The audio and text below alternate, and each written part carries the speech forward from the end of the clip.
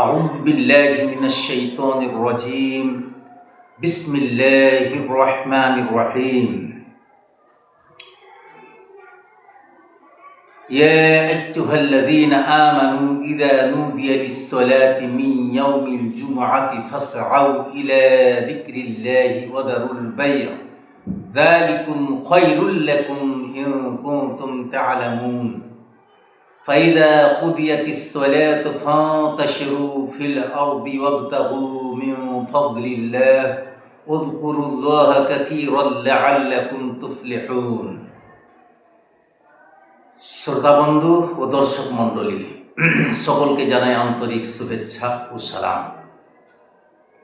সালামতে জানাই মহান আল্লাহর প্রশংসা, গুণগান, গুণকীর্তন যে আপনাদের সামনে দুটি কথা বলে আপনাদেরকে শোনাতে পেরেছি। আল্লাহ যাতে এই দাওয়াত কবুল করেন এবং আপনারা শুনে কিছু উপদেশ গ্রহণ করেন এবং মান্য করেন, আমলে রূপ দেন। আল্লাহর কাছে আপনারাও যাতে করে আল্লাহর ভালোবাসা পেতে পারেন। আজকে আমার বিষয়বস্তু হচ্ছে জুমআর ফজিলত এবং খেলার রহস্য। বন্ধুগণ, আজকালকার বাজারে যা দেখতে পাওয়া যায়, এই যে মাঠে মাঠে শুধু খেলাই খেলা, ক্রিকেট খেলা, ভলি খেলা আর ফুটবল খেলায় সবাই মগ্ন। এমনকি নামাজ চলে যাক, কিন্তু আমার ক্রিকেট যাতে থাকে।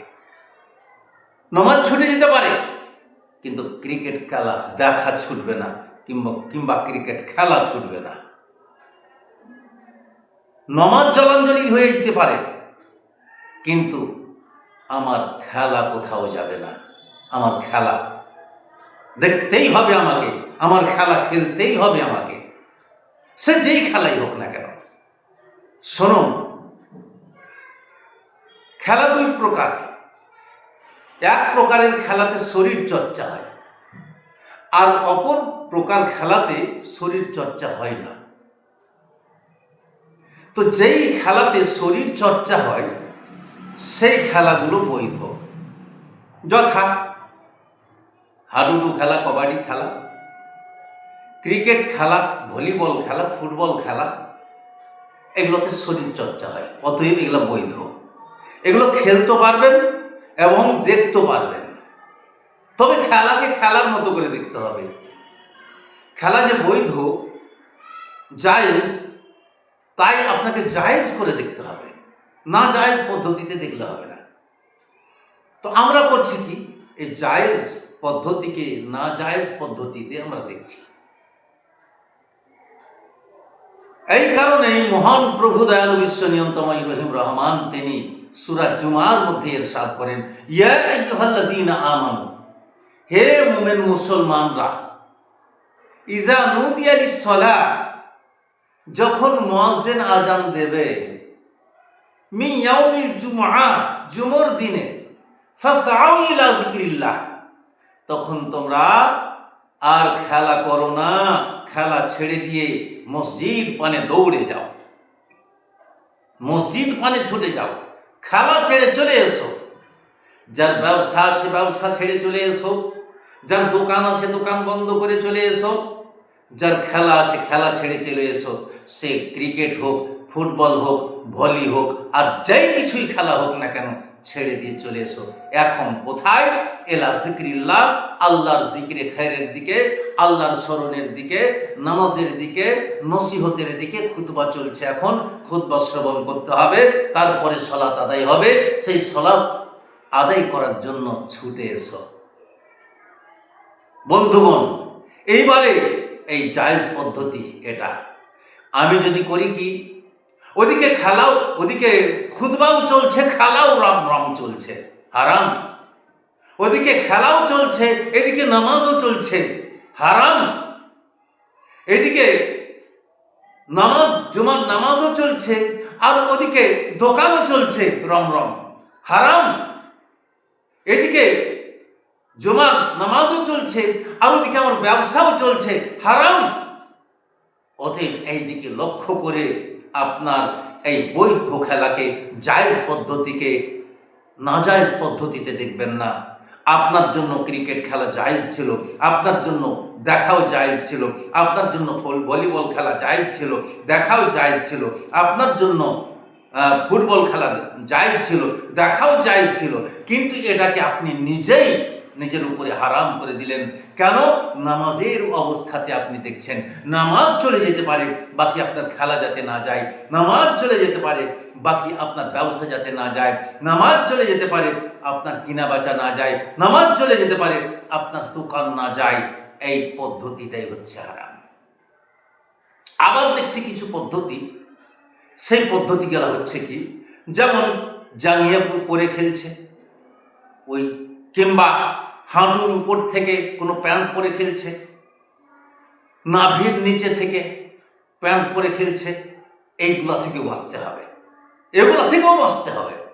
কারণ আমাদের শরিয়তের যে যা নিয়ম, যা বিধিবিধান, কোরআন সহি সুন্নাহ মোতাবেক যা বিধিবিধান, তাতে নাভির উপর থেকে নিয়ে আপনাকে হাঁটুর নিচ পর্যন্ত সব সময় ঢেকে রাখতে হবে। আপনি পুরুষ হলেও ঢেকে রাখতে হবে। এটা সাতর, এটা আওরাত, এটা রাখতে হবে আপনাকে। অপরের সামনে এ দেখানো যাবে না। অতএব যারা দর্শক তারা তো আপনার দেখছে, আপনিও দেখছেন, অতএব এ পদ্ধতি হারাম।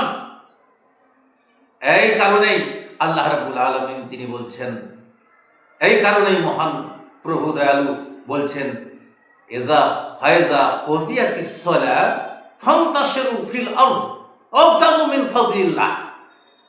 যখন তোমার নামাজ পরিপূর্ণ হয়ে যাবে, তোমার খুতবা পরিপূর্ণ হয়ে গেল, খুতবা শোনা, খুতবা দেওয়া শেষ, নামাজ শেষ, তখন ফান্তাশিরু ফিল আরদ, তুমি এবারে তোমার ব্যবসার দিকে ছুটে যাও। এবার তোমার ব্যবসার দিকে যাওয়া নির্দেশ করছেন আল্লাহ। তিনি ততক্ষণ মানা করছিলেন, এবার নির্দেশ করছেন তুমি ব্যবসা করো। যখন নামাজ শেষ হয়ে গেল, খুতবা শেষ হয়ে গেল, নামাজ শেষ হয়ে গেল, তখন এইবারে তুমি রুজির সন্ধানের দিকে, তোমার দোকানের দিকে তুমি ছুটে যাও। এবারে আল্লাহ নির্দেশ করছেন। অতএব এতে থেকে আমরা পরিষ্কার রূপে বুঝতে পারি যে, আমরা পরিষ্কার ভাষায় বুঝতে পারছি যে নামাজের সময় খুতবার সময় খেলা দেখা, খেলা করা হারাম, ব্যবসা করা হারাম, দোকানপাট খুলে রাখা হারাম। অতএব জায়েজকেও জায়েজ পদ্ধতিতে দেখতে হবে, করতে হবে। এই কারণেই আল্লাহ রাব্বুল আলামিনের নবী জনাবে মুহাম্মদুর রাসূলুল্লাহ সাল্লাল্লাহু আলাইহি সাল্লাম তিনি বর্ণনা দিতে গিয়ে বলেছেন, খায়রু ইয়াউমিন তাতলুউ শামসু আলাইহা ইয়াউমুল জুমআহ। সর্বোত্তম দিন পৃথিবীতে আমরা যে এসেছি যতদিন থেকে 7টা দিন আছে, যাকে এক সপ্তাহ বলা হয় 7 দিনে। এই 7 দিনের মধ্যে সর্বোত্তম দিন হচ্ছে জুমার দিন। এর গুরুত্ব আলাদা, এর ফজিলত আলাদা, এর মর্যাদা আলাদা, এর মান আলাদা।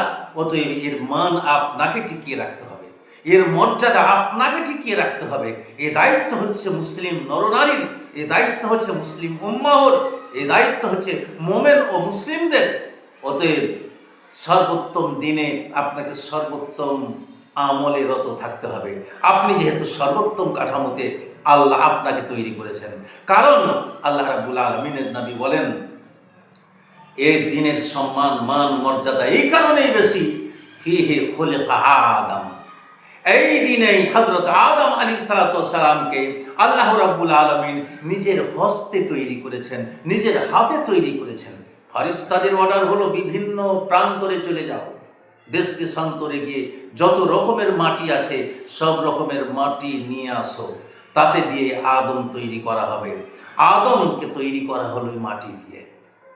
আবার বলছেন ওই দিনে ও ফিহে উদখিলাল জান্নাহ, আদম আলাইহিস সালামকে এবং হাওয়া আলাইহিস সালামকে ওই দিনেই, অর্থাৎ এই জুমার দিনেই জান্নাতে দাখিল করা হয়েছিল। সুবহানাল্লাহ। কারণ এই জান্নাতের অধিকারী হয়েছিলেন সেই দিনে। এই বরকতেই এই দিনের উত্তমতা ফুটে আসে। তারপরে আল্লাহর নবী বলেন, ও ফিহে উখরিজা মিনহা, এবং জান্নাত থেকে যে বার করা হয়েছিল এই দিনেই কিছু ত্রুটির কারণে। অতএব আমি সেদিকে যাচ্ছি না, আমি বলতে চাই আসুন এই যে এর মর্যাদা আমাকে টিকিয়ে রাখতে হবে জুমার দিনের। কিন্তু আমরা করছি কি ওই যে আদম আলাইহিস সালামকে বিভিন্ন দেশ দেশান্তরের পৃথিবীর যত রকমের মাটি আছে সব মাটি দিয়ে আদমকে তৈরি করা হয়েছে। তো মাটি কিছু কিছু মাটি আছে অত্যন্ত মলিন নরম, পানিতে দিলে যেমন দেবেন তেমনি গলে যাবে। ওই রকমই কিছু মানুষ আছে যে ওই মাটির তৈরি, যাদের সামনে কোরআনের কথা হাদিসের কথা তুলে ধরবেন, যেমনই তুলে ধরবেন সঙ্গে সঙ্গে তারা নতি স্বীকার করবে এবং কোরআনের কথা মেনে নেবে, হাদিসের কথা মেনে নেবে, নবীর কথা মেনে নেবে। আর কিছু কিছু মাটি আছে এমনই মাটি, খাটমেটা মাটি, এঁটেল মাটি, পানিতে ডুবিয়ে দিলেও অনেকক্ষণ ধরে ডুবিয়ে রাখেন তবুও যেন ভিজেই না হ্যান্ডঠ্যাক, এমনই হ্যান্ডঠ্যাক যে ভিজে গলবে না, মলিন হবে না। তো ওই মাটির যে তৈরি আদম সন্তান, এরা অনুরূপ। এদের সামনে কোরআনের বাণী, এদের সামনে হাদিসের বাণী যতই তুলে ধরেন, যতই বয়ান করেন, এদের অন্তরটা হচ্ছে ওই পাথরের মতো, ওই এঁটেল মাটির মতো। এদের অন্তর বিগলিত হবে না। এদের যতই উপদেশ করেন এরা গুটকা খাবেই, এদের যতই উপদেশ করেন এরা বিড়ি খাবেই, এদের যতই উপদেশ দেন এরা জর্দা খাবেই, এদের যতই উপদেশ দেন এরা গুল খাবেই, এদের যতই উপদেশ দেন এরা ওই জুমার সময় খেলা খেলবেই, ক্রিকেট খেলবেই, ক্রিকেট দেখবেই। অতএব আমি অনুরোধ করছি আসুন আমার ভাই ও বন্ধুদের, যে আমরা যাতে করে এই জুমার দিনের মর্যাদা আমরা টিকিয়ে রাখতে পারি এবং সেই সময় বিশেষভাবে আমরা ছুটিতে থাকি এবং জুমার দিনকে রীতিমতো আমরা গুরুত্ব সহকারে মানি এবং খুতবা গুরুত্ব সহকারে শ্রবণ করি এবং নামাজ গুরুত্ব সহকারে আমরা আদায় করি। এই বলে আমার বক্তব্য ইতি করছি। আসসালামু আলাইকুম।